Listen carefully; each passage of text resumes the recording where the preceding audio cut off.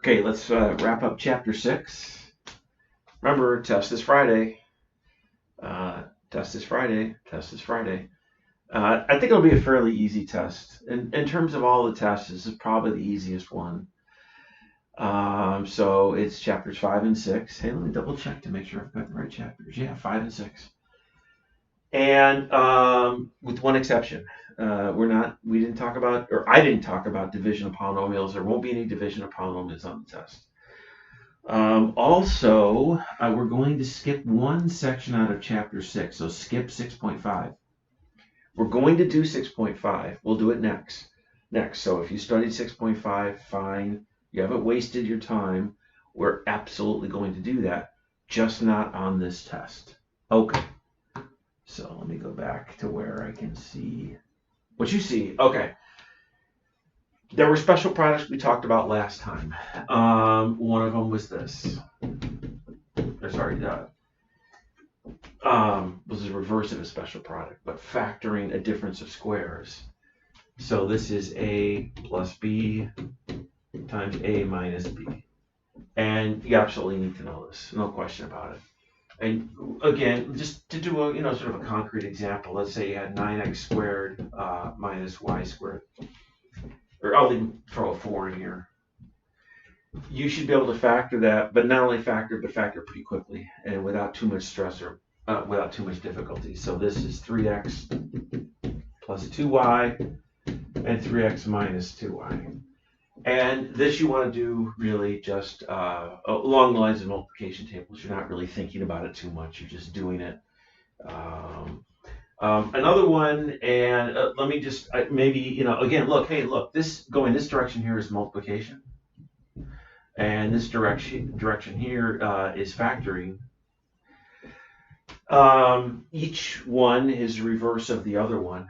So for example, if we start off with this, a plus b squared, I mean, what does it mean to square something? It means multiply it by itself. So if you take a times b plus a times b, do the FOIL method. I already did this, so I don't want to do it again, but you wind up with this, a squared plus 2ab plus b squared. Should you know this? Yes. Should you know this by heart? Yes, actually you should. And you can recognize it. So let's say, for example, we had something that looked like 5x plus 2, and we squared it. Well, right away you'd say, okay, 25x squared, it's the first thing squared, plus double the product of these two, so plus 20x. And there's other ways to think about it, it's fine. And then plus 4. What will really come into play, though, is the ability to see this and reverse it fairly quickly. And that just comes through practice. There's no magic technique or formula or method or anything like that here. It's just a matter of practicing these a lot. Now, there are two things, or really one thing, that I didn't talk about. Maybe I said I would talk about it, and now is the moment where I will talk about it. And that's where you have, let's say, for example, a difference of cubes. Cubes. Let me go ahead and write down the formula for this, and then let's talk about it, or I'll talk about it. But a cubed plus 3a squared b, let me just write this down and I'll get out of the way. Ab squared plus b cubed. And let me quick do an example, and then there are some things that should be addressed when it comes to this formula. So let's just say we had this, x cubed minus 1.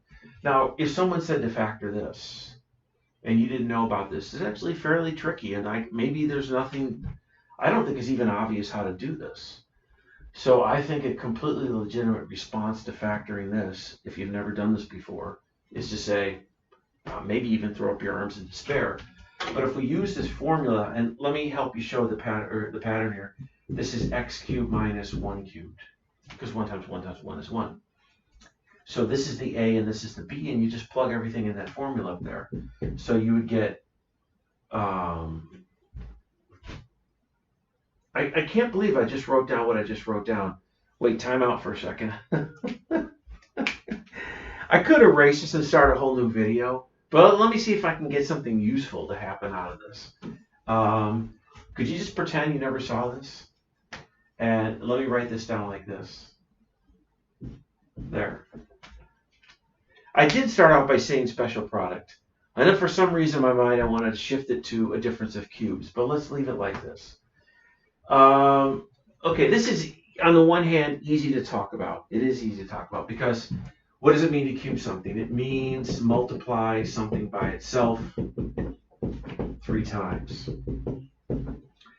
And you know what? I'll go ahead and do it. Let me go ahead and do this. It's a brutal kind of thing that maybe you want to do once in your life.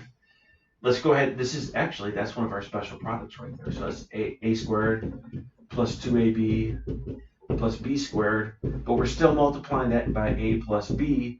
So let's go ahead and multiply this out. A times this, a times this, a times this. So we get a cubed plus 2a squared b plus ab squared, and then b times everything over here. So plus ba squared plus 2ab squared plus b cubed. And let's combine like terms. Well, a cubed, that's the only cube term, so I'll put it there. There's 2 of these. Look, 2 of these creatures, and then one of those creatures. So there's 2, and then there's one more. There's 3, and there's 1 of these and 2 of those. Same thing, ab squared. So there's 3 of them, and b cubed. Okay, fine. So that's a proof of that formula.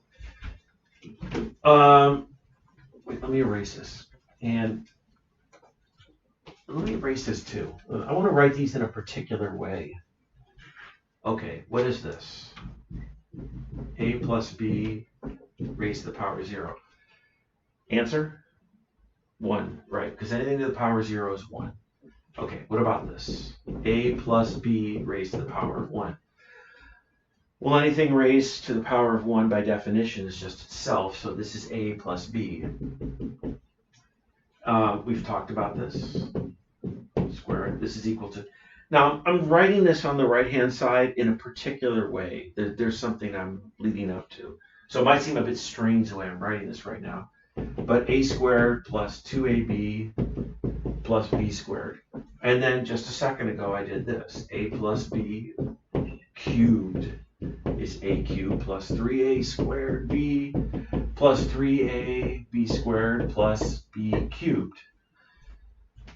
Now, all this is tedious, but straightforward. So there's nothing clever. There's nothing ingenious about this. It's pretty straightforward. And I guess the obvious thing to do would be to continue on. And you could continue on and try to detect some sort of a pattern. So a plus b raised to the power of 4.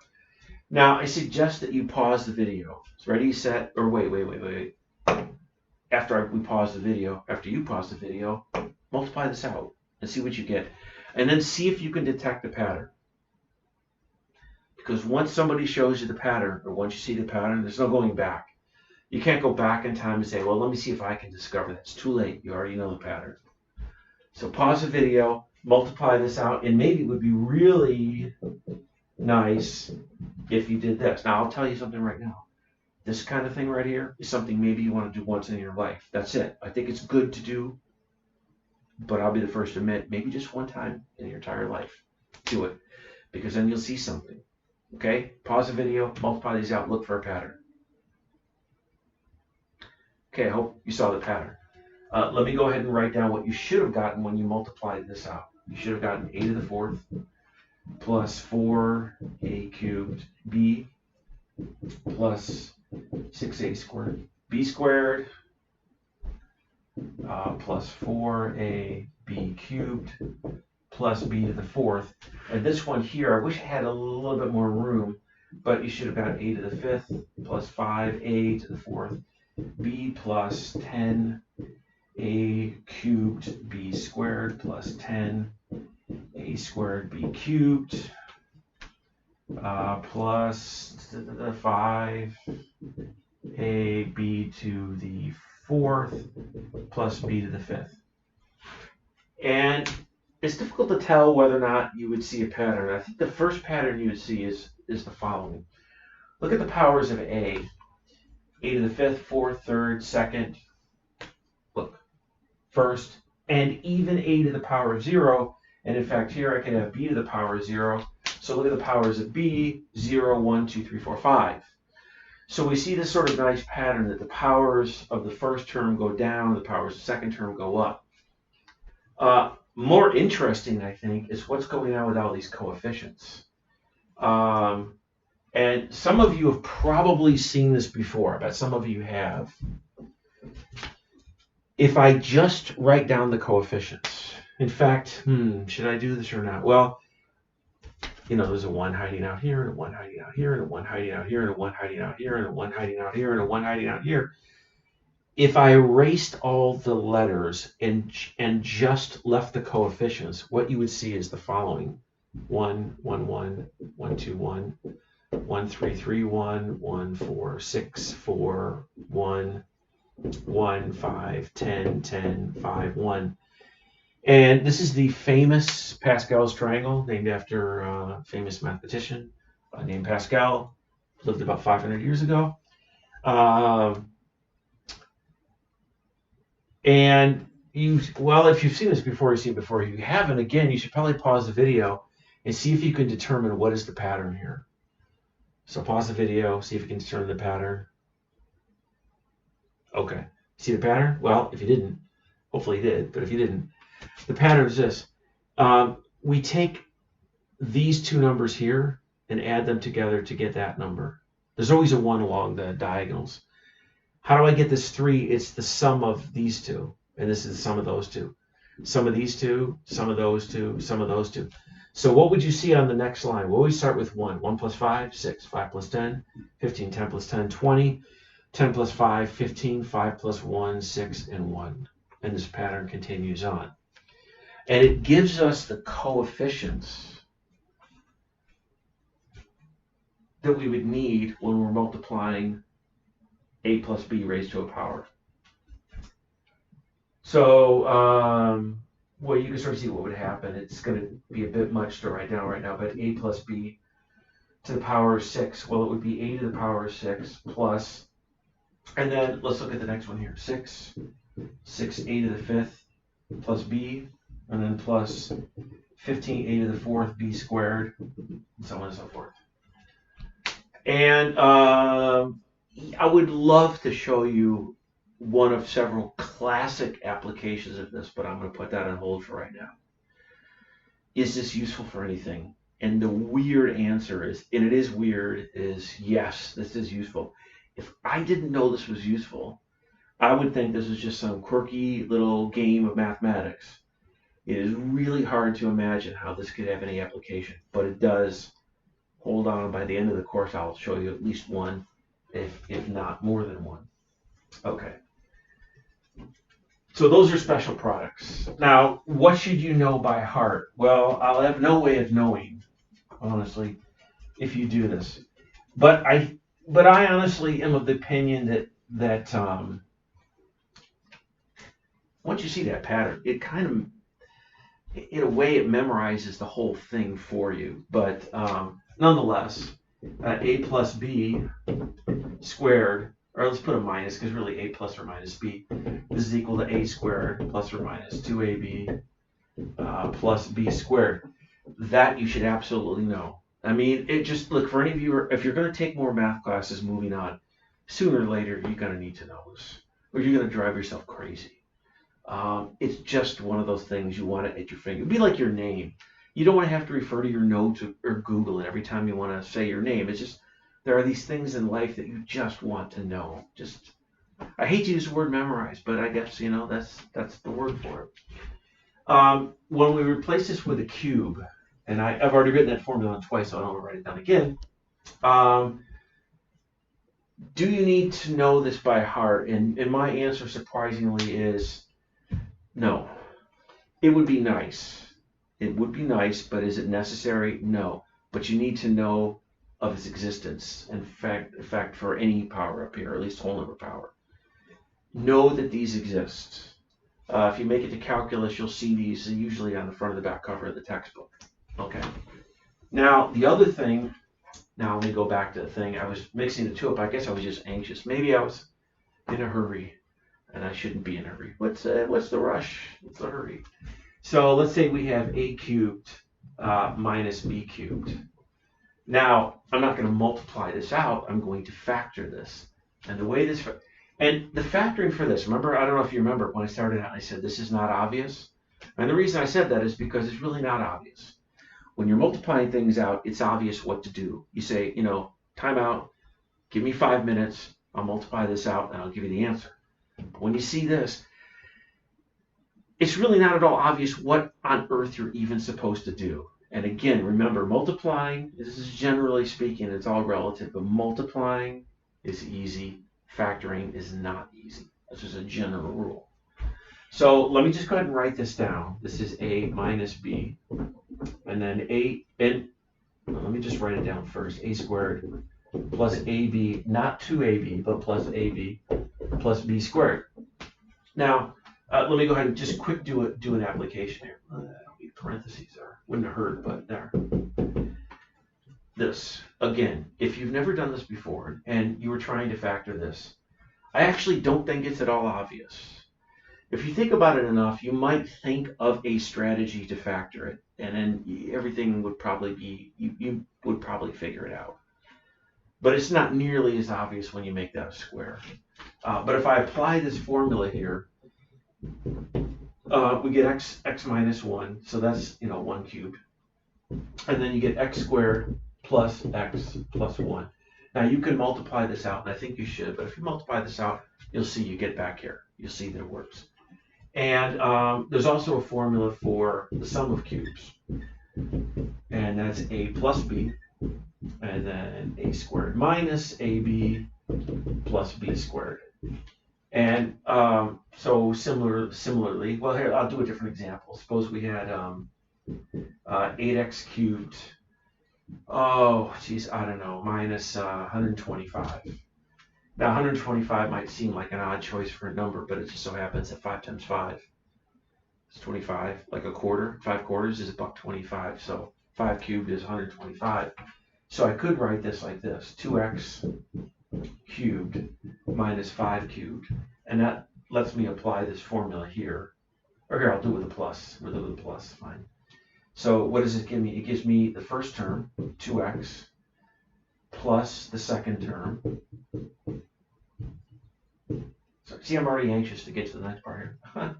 And then 2x squared, which is 4x squared, plus this times this, so 10x, and then plus this squared. And you can check that out, and it works. So we have these special formulas. Now, are there special formulas if we increase the power of 3 higher? Yes, but let's just leave it at that. Let's just leave it for a difference of squares and a sum and difference of cubes for factoring. They're called special formulas in a sense because, well, there's a minor sense in which they're called special formulas. They're special because we have formulas at all. We have formulas, and I could say they're special because you should know them. What really makes them special is this. Here's a little bit of history. I think I might have mentioned this before, but honestly, I can't remember. And if I did, it's worth repeating. Here, look. Let's just go ahead and get right to it. Let's just say you wanted to factor this. And once we move ahead in the next chapter after this test, I'll show you why you would want to factor this and why people didn't want to factor this. And you could sit down and try, but people did that for the first time anyone wanted to factor this was in around 1700 BC.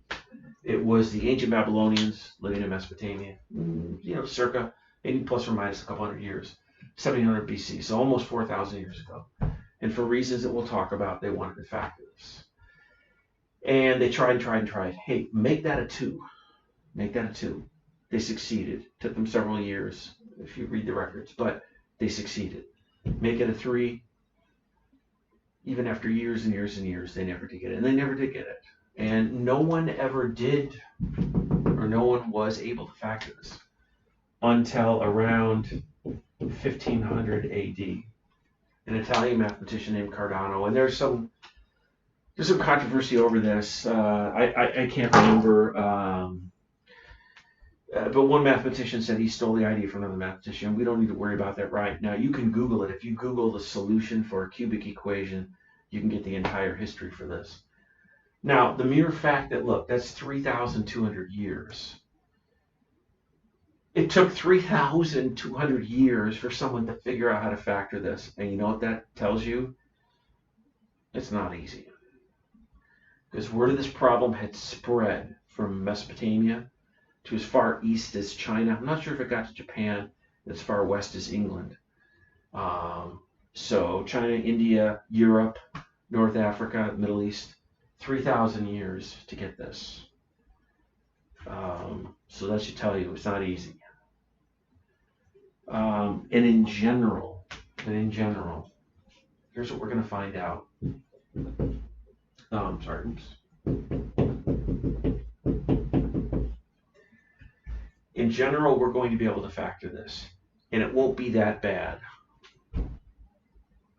It's a relative term. If you've never done this before, even that's a challenge. The general way to factor this is quite a challenge. Now, the ancient Babylonians figured it out. We're going to talk about that after this next test. And it's a crucial, central, important topic in mathematics. But for right now, let's just say that, yes, this was factored in ancient times, around 1700 BC. Up this like this. And nobody was able to factor this until early 1500s. That's how much more difficult just taking this from an x squared to x cubed makes it. What does that mean? It means in general, x cubed are wickedly difficult. So if we have situations where we actually can factor them, that's special. And that's special. And so that's why when you have something that looks like this, let's see, 27x cubed minus 8. This is a very special situation because, yes, we can factor it. In fact, we got a formula, and a relatively easy formula, that comes in and saves the day. Hey, you should pause the video and factor that. Go ahead, pause the video, factor that, use the formula. Okay, got it factored? Here, you should have gotten this. Well, you can do the following. You don't have to. You know, you can do it in your mind, but if you want to, you can look at this like this. Now I'm choosing nice numbers, 27 and 8, because they're perfect cubes. So they're the cube of a number. They're what you get when you take a whole number, and multiply it by itself 3 times. So what does it give us? It gives us 3x minus 2 times the square of this, 9x squared, plus the product of these two, so 6x, plus that squared, that term squared. So there you go. So this is actually, you're going to have to, especially to see as we go forward, but that's a pretty special situation because we can factor it, boom, just like that. We got a custom-made formula that comes in and saves the day. Okay, so the test is on chapter 5 and 6, not the final section in chapter 5. Again, we're going to do that, but it won't be on this test. Yeah, and let me see. What about chapter 5? I feel like I skipped the final section in chapter 5. So the last 2 sections in chapter 5, chapter 6, you can skip. Absolutely, we'll be doing 6.5. We may or may not come back to 5.4, but absolutely 6.5. So if you studied it, good. If you didn't, you're going to be in the future. Okay. Let's see. I think that's enough for this video. And again, hey, if you have questions before Friday,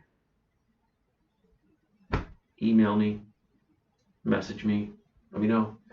These 2 chapters here, I know you've probably seen all this stuff before. I mean, I don't know, but it seems like a lot of people have, and you know, it's a little bit tedious and everything, but most people seem to get this fairly well. But hey, if you have questions, please let me know. Okay.